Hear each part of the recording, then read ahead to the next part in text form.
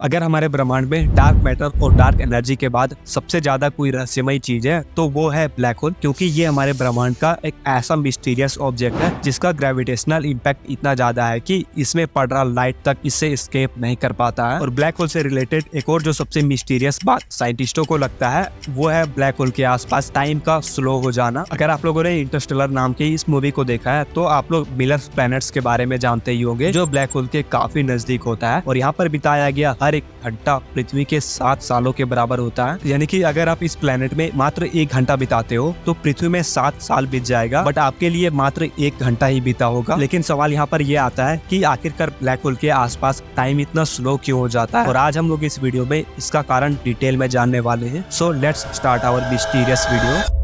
Normally हम लोग space के 3 डायमेंशन के बारे में जानते हैं, जिसमें लेंथ, विड्थ एंड हाइट शामिल होता है। बट आइंस्टाइन ने ये कहा था कि स्पेस का 4th डायमेंशन भी होता है जो कि टाइम है, यानी कि टाइम भी एक तरह का डायमेंशन है और इसे ही स्पेस टाइम कहा जाता है। लेकिन आइंस्टाइन ने टाइम को 4th डायमेंशन क्यों कहा, चलो मैं आपको एक एग्जांपल देके समझाता हूँ। मान लो आपने अपने सामने एक मोमबत्ती जलाया और बीते समय के साथ वो मोमबत्ती का लाइट धीरे धीरे फैलने लगेगा, बट ये हमारे पर्सपेक्टिव से दिखाई दे रहा है कि लाइट जलने के बाद धीरे धीरे फैलने लगा। और अगर हम लोग इसको फ्रेम बाय फ्रेम तोड़े तो आप देखोगे कि ये लाइट कुछ इस तरह करके पास्ट से फ्यूचर में ट्रैवल कर रहा था। और अगर हम लोग इसको कुछ इस तरीके से देखें तो टाइम भी कुछ न कुछ डिस्टेंस ट्रैवल करता है। और इसी वजह से आइंस्टाइन ने ये कहा था कि टाइम को 4th डायमेंशन कंसीडर किया जा सकता है। और अल्बर्ट आइंस्टाइन ने अपने थ्योरी ऑफ रिलेटिविटी में ये बताया था कि जिस भी ऑब्जेक्ट का अपना खुद का मास हो वो स्पेस टाइम में कुछ न कुछ कर्वेचर बनाता है, और उस ऑब्जेक्ट का मास जितना अधिक होगा वो स्पेस टाइम में उतना ही ज्यादा गहरा कर्वेचर बनाएगा। और आप इसका एग्जांपल एक ब्लैक होल से ले सकते हो। नॉर्मली किसी भी प्लेनेट या फिर स्टार का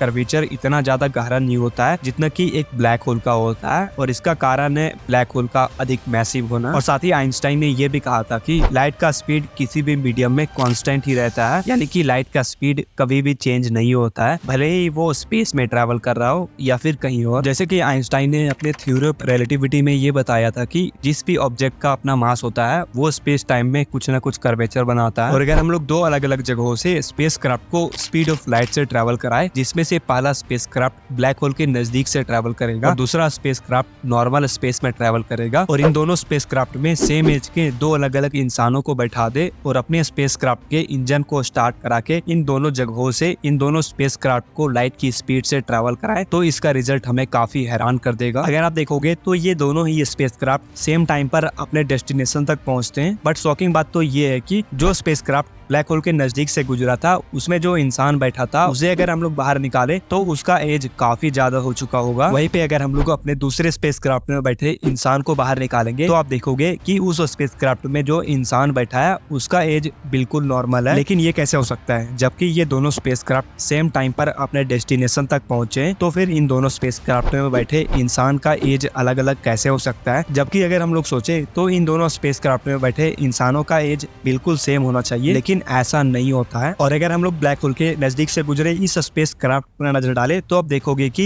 ये स्पेस क्राफ्ट ब्लैक होल के स्पेस टाइम कर्वेचर से होकर गुजरा है, और सारा खेल इसी स्पेस टाइम कर्वेचर का ही है। जैसे कि आप सभी लोग जानते हैं कि लाइट का स्पीड हमेशा कांस्टेंट रहता है, वो किसी भी मीडियम में कभी भी चेंज नहीं हो सकता। यानी कि अगर लाइट का स्पीड 3 लाख किलोमीटर पर सेकंड है तो ये हर सिचुएशन में 3 लाख किलोमीटर पर सेकंड ही रहेगा, ये कभी भी चेंज नहीं होगा। और जैसे कि मैंने आपको कुछ देर पहले ही बताया कि स्पेस और टाइम आपस में रिलेटिव है, जिसकी वजह से जब ये स्पेसक्राफ्ट ब्लैक होल के इस स्पेस टाइम कर्वेचर से होके गुजरा होगा, क्योंकि लाइट का स्पीड हर सिचुएशन में फिक्स रहता है, जिसकी वजह से लाइट का स्पीड स्लो नहीं हो सकता है, और इसी को मेंटेन करने के लिए टाइम स्लो हो जाता है। और इसी वजह से ब्लैक होल के पास बिताया गया कुछ सेकंड पृथ्वी के कई महीने या फिर कई साल के बराबर हो सकता है। सो आई होप आप समझ गए होंगे कि आखिरकार ब्लैक होल के पास टाइम एक्सट्रीम स्लो क्यों हो जाता है। सो अगर आपको ये वीडियो पसंद आया तो आपको ये वीडियो पसंद आएगा जिसमें मैंने ये बताया है कि हम लोग एक सिमुलेशन वर्ल्ड में रहते हैं। सो अगर आप इस वीडियो को देखना चाहते हो तो ऊपर यहाँ पे क्लिक करके इस वीडियो को देख सकते हो। सो आई होप ये वीडियो पसंद आए, अगर पसंद आए तो लाइक सब्सक्राइब जरूर करना। सो मिलते हैं किसी नेक्स्ट वीडियो में नए टॉपिक के साथ, तब तक के लिए बाय बाय, टेक केयर।